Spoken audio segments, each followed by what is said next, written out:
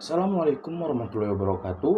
Perkenalkan, saya Adib Imam Mufti Hasibuan dengan NIM 2303 06070 dari Prodi Peternakan Fakultas Pertanian Universitas Sumatera Utara. Dalam hal ini, saya akan menjelaskan mengenai metabolisme lipid. Nah, sebelumnya, lipid adalah salah satu kelas molekul biologi yang berukuran besar yang tidak mencakup polimer sejati, yang biasanya tidak cukup besar untuk dianggap sebagai makromolekul. Lipid juga merupakan senyawa yang tidak terlarut dalam air, yang diekstrak dari organisme lipid dalam bentuk makanan, dalam bentuk trigliserida, dan diangkut di dalam darah dalam bentuk kilomikron. Metabolisme lipid dimulai dari degradasi lipid. Lipid yang dimaksud di sini terutama adalah trigliserida, yang merupakan bentuk lipid utama dalam makanan dan penyimpanan energi dalam tubuh. Yang kedua, lipid terabsorpsi. Trigliserida yang berasal dari makanan akan diabsorpsi oleh usus halus setelah mengalami proses pencernaan dengan bantuan enzim lipase. Lalu selanjutnya yang ketiga ada hidrolisis lipid. Trigliserida yang terabsorpsi akan mengalami hidrolisis oleh enzim lipolitik seperti lipase untuk memecah ikatan ester dan menghasilkan asam lemak bebas dan gliserol. Lalu yang keempat ada asam lemak bebas. Hasil dari hidrolisis trigliserida adalah asam lemak bebas yang terdiri dari rantai karbon panjang. Lalu selanjutnya ada oksidasi. Asam lemak bebas selanjutnya akan mengalami oksidasi oleh enzim oksidatif seperti enzim asetil-CoA dehidrogenase untuk menghasilkan asam lemak jenuh dan tidak jenuh rantai pendek. Lalu selanjutnya ada asam lemak jenuh dan tidak jenuh rantai pendek. Nah, hasil dari oksidasi asam lemak bebas adalah asam lemak jenuh dan tidak jenuh dengan rantai karbon yang lebih pendek. Lalu selanjutnya ada rantai beta oksidasi.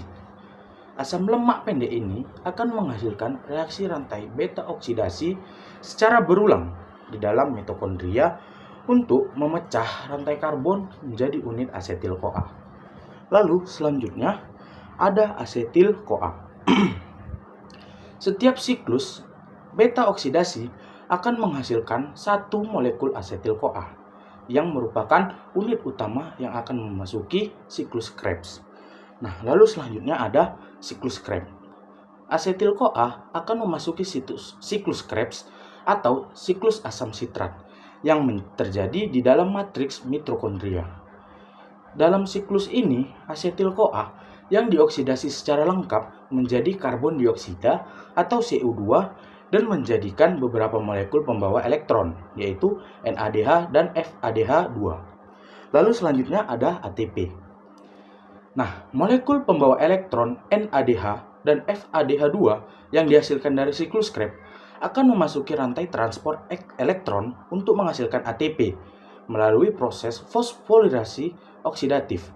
ATP inilah yang merupakan sumber energi utama bagi sel. Selanjutnya, saya akan menjelaskan biosintesis asam lemak. Yang pertama ada asetil-CoA. Asetil-CoA berasal dari oksidasi karbohidrat, lemak, atau protein dalam metabolisme sel. Asetil-CoA merupakan unit dasar pembentukan asam lemak. Lalu selanjutnya ada malonyl-CoA. Malonyl-CoA dibentuk dari asetil-CoA melalui reaksi yang dikatalisis oleh enzim asetil-CoA karboksilase. Lalu selanjutnya ada asam lemak sintase yang merupakan kompleks enzim yang mengkatalisis pembentukan asam lemak jenuh rantai panjang dari asetil-CoA dan malonyl-CoA melalui siklus reaksi kondensasi. Lalu selanjutnya ada asam lemak palmitat. Hasil utama dari reaksi yang dikatalisis oleh asam lemak sintase adalah asam palmitat yang merupakan asam lemak jenuh dengan 16 atom karbon. Nah, lalu selanjutnya asam palmitat dapat mengalami elongasi rantai karbon melalui serangkaian reaksi yang dikatalisis oleh enzim elongase. Hasilnya, dengan rantai karbon yang lebih panjang seperti asam stearat dan asam arakidat, asam lemak jenuh rantai panjang dapat mengalami desaturasi atau pemasukan ikatan rangkap melalui reaksi yang dikatalisis oleh enzim desaturase. Nah, proses ini menghasilkan asam lemak tidak jenuh seperti asam oleat, asam linoleat, dan asam linolenat. Selain melalui desaturasi, asam lemak tidak jenuh juga dapat membentuk melalui proses beta oksidasi terbalik yang terjadi di dalam mitokondria. Proses ini memanfaatkan enzim-enzim yang terlibat dalam beta oksidasi asam lemak, namun dengan arah reaksi yang terbalik. Biosintesis asam lemak ini terutama terjadi di hati dan jaringan adiposa atau lemak. Asam lemak yang dihasilkan kemudian dapat digunakan untuk trigliserida, fosfolipid, dan senyawa lipid lainnya yang penting bagi fungsi sel dan jaringan tubuh. Selain itu, beberapa asam lemak tidak jenuh seperti asam linoleat dan asam linolenat merupakan asam lemak esensial yang tidak dapat disintesis oleh tubuh manusia dan harus diperoleh dari makanan. Selanjutnya, saya akan menjelaskan biosintesis triasilgliserol. Yang pertama ada asam lemak jenuh dan tidak jenuh. Asam lemak jenuh dan tidak jenuh dapat berasal dari diet atau disintesis dalam tubuh melalui jalur biosintesis asam lemak. Asam lemak ini akan digunakan dalam pembentukan triasilgliserol. Lalu selanjutnya ada asetil-CoA. Asetil-CoA merupakan unit dasar yang dibutuhkan dalam membentuk gliserol 3-fosfat. Lalu selanjutnya ada gliserol 3-fosfat. Gliserol 3-fosfat dibentuk dari gliserol yang melalui dua reaksi enzimatik, yaitu gliserol difosforilasi oleh enzim gliserol kinase menjadi gliserol 1-fosfat. Lalu selanjutnya ada gliserol 1-fosfat yang kemudian diubah menjadi gliserol 3-fosfat oleh enzim gliserol 3-fosfat dehidrogenase. Nah, lalu selanjutnya ada asam lemak sintase atau kompleks glisin fosfat. Enzim kompleks asam lemak sintase mengkatalisis penggabungan dua molekul asam lemak dengan gliserol 3-fosfat untuk membentuk asam fosfatidik. Lalu selanjutnya ada asam fosfatidik. Nah, asam fosfatidik adalah fosfogliserida yang terbentuk dari penggabungan dua molekul asam lemak dengan gliserol 3-fosfat. Lalu selanjutnya ada defosforilasi. Nah, enzim fosfatase asam fosfat memediasi defosforilasi asam fosfatidik dengan memindahkan gugus fosfat dan menghasilkan diasilgliserol. Lalu selanjutnya ada diasilgliserol. Nah, diasilgliserol terdiri dari gliserol dengan dua gugus asam lemak yang terikat. Lalu ada asilasi akhir. Enzim asil-CoA diasilgliserol asil transferase mengkatalisis asilasi akhir dengan menambahkan satu molekul asam lemak lagi pada diasilgliserol sehingga menghasilkan triasilgliserol. Lalu selanjutnya yang terakhir ada triasilgliserol. Triasilgliserol merupakan lipid utama penyimpan energi dalam tubuh yang terdiri dari gliserol dengan 3 gugus asam lemak yang terikat. Nah, selanjutnya saya akan menjelaskan tentang biosintesis fosfolipid. Biosintesis fosfolipid melewati beberapa tahapan, yaitu yang pertama sumber asam lemak. Asam lemak dapat berasal dari diet atau disintesis de novo di dalam sel.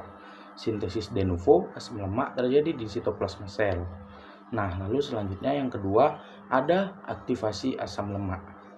Asam lemak diaktifasi menjadi asil-CoA melalui reaksi dengan koenzim A. Nah, lalu reaksi aktivasi asam lemak terjadi di sitoplasma sel.